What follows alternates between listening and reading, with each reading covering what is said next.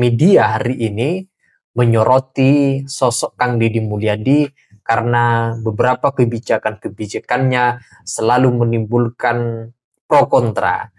Yang terakhir ini menarik, ketika ada siswa sekolah nakal, maka akan dikirim ke barak militer, akan didisiplinkan, akan dilakukan pembinaan khusus agar tidak nakal, agar tidak bolos sekolah, dan lain sebagainya.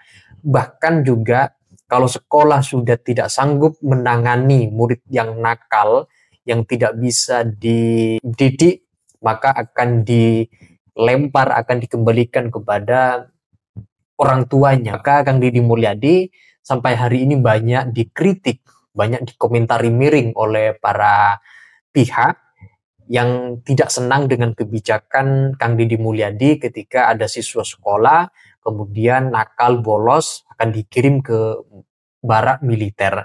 Nah, seperti apa kemudian tanggapan Kang Deddy Mulyadi setelah banyak kritik atas adanya dua kebijakan ini? Mari kita simak teman-teman dalam video berikut ini.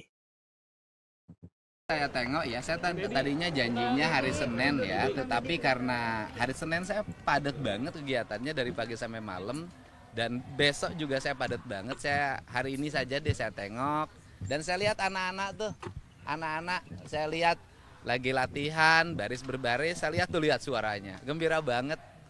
Saya mengecek makanannya hari ini, dipastikan gizinya cukup, dan saya mengecek bagaimana kondisi hari ini mereka ya. Pak, bagaimana dengan mulai bermunculnya kontroversi tentang ini? Setiap perbuatan yang bertujuan demi kebaikan dan kebangsaan, nasionalisme di Indonesia itu sudah terbiasa.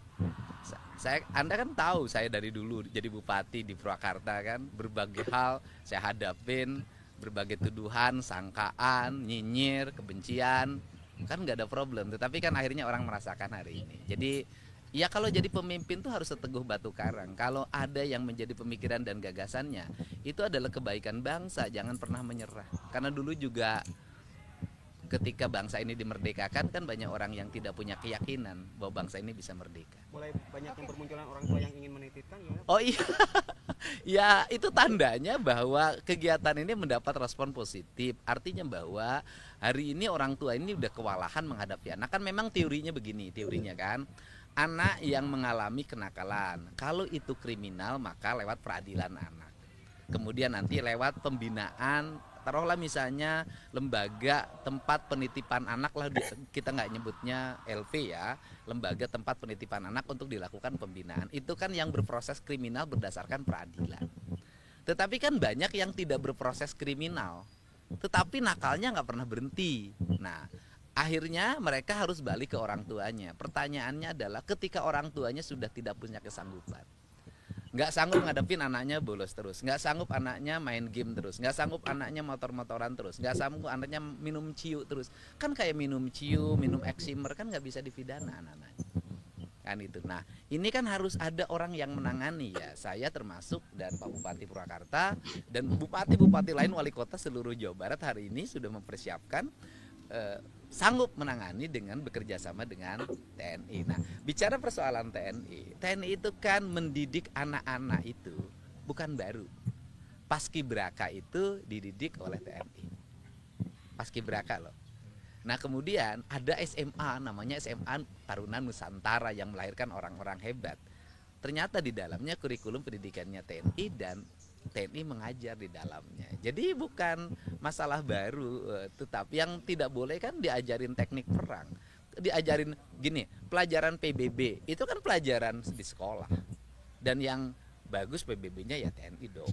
Kemudian pendidikan jam 8 tidur, itu kan pendidikan yang ideal.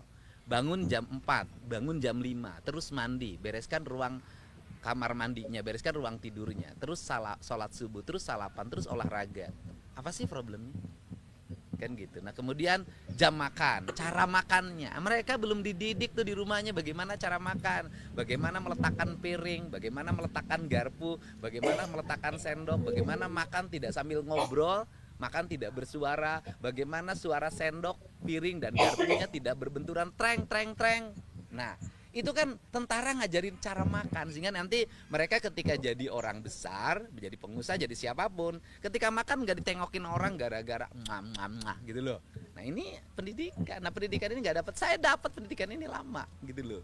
Saya lama dapat pendidikan ini, ngerti etika seperti ini karena bapak saya pensiunan tentara. Disiplin hidup saya memang polanya pola disiplin tentara. Kang Deddy, ini selama 3 hari melihatnya seperti apa pembekalan di sini, dan selain melihat makanan nanti seperti apa, akan melihat apa lagi nih? Iya, melihat perkembangan mereka lah, bagaimana keadaan hari ini. Dulu mereka sulit tidur loh. Nah hari ini mereka sudah bisa tidur jam 8 enggak? Dulu mereka sulit bangun. Hari ini sudah bisa bangun jam 5 enggak atau jam 4. Dulu mereka sulit untuk fokus. Hari ini sudah mulai fokus ya. Nanti saya cek. Sekarang tinggal dilihat dari sini. Mereka kan ini terbuka kan, ini lihat anak-anaknya. Kelihatannya riang gembira tuh. Coba kalau di sekolah suruh gurunya ngajarin mereka baris berbaris, nurut nggak? Suruh mereka tepuk tangan gini nggak, diledek gurunya. Nah, ini kan mereka sudah, kalau sama jajaran TNI kan nurut gitu loh. Tindak lanjut daripada SMP ini sekarang, apa persiapan untuk sekolah yang lainnya? Ya kan satu SMP ya, SMA sudah mulai kan dirindam hari ini, sudah mulai SMA, dan nanti di setiap kabupaten kota ada jenjang untuk SMP dan SMA. Bahkan saya berencana setelah SMP dan SMA ini berhasil, saya lihat nanti sebulan ke depan ya, ini berhasil, maka nanti yang dewasa, yang suka nongkrong-nongkrong di perempatan, mabok-mabok, tawuran, yang susah diproses pidananya karena tindak pidananya ringan. Kalaupun dipidana masuk LP malah naik tingkatan kejahatannya. Nah itu nanti akan saya siapin konsepnya penanganannya. Jadi nanti bukan kenakalan remaja aja yang saya tangani, saya akan menangani juga kenakalan orang dewasa. Nah Bupati kalau nakal saya kirim ke sini. Berarti Yang jalan kan di Bandung dirindam sudah jalan. Nah kemudian di Kota Bekasi persiapan hari Senin jalan. Sumedang itu persiapan hari Kamis jalan, kemana sudah telepon. Kabupaten Bandung Barat, Cianjur sudah siap, udah telepon bupatinya. Hampir semua kabupaten kota kayaknya sudah siap. Subang dengan Lanud Kalijati kerjasamanya karena di barak TNI itu sangat relatif baik ya, Angkatan Udara. Nah jadi ini sudah berbagai tempat. Nah yang paling utama begini deh, ada yang disebut dengan efek kejut. Nah isu anak-anak yang nakal dibawa ke barak TNI itu memberikan efek kejut pada anak-anak yang biasa nakal, yang belum dijaring. Coba lihat tempat nongkrong udah bersih sekarang. Anak-anak yang biasa bolos sekolah sudah nggak ada. Di Indonesia ini, satu orang Indonesia itu belum sampai kesadaran takut. Nah sekarang tuh sudah ada rasa takut, akhirnya yang bolos nggak jadi. Saya dapat WA ya, yang bukan orang Jawa Barat, orang Jawa Timur. Dia cerita begini, bahwa anaknya itu biasanya susah banget bangun, susah banget berangkat sekolah. Ketika diliatin TikTok ini marah, sekarang rajin katanya.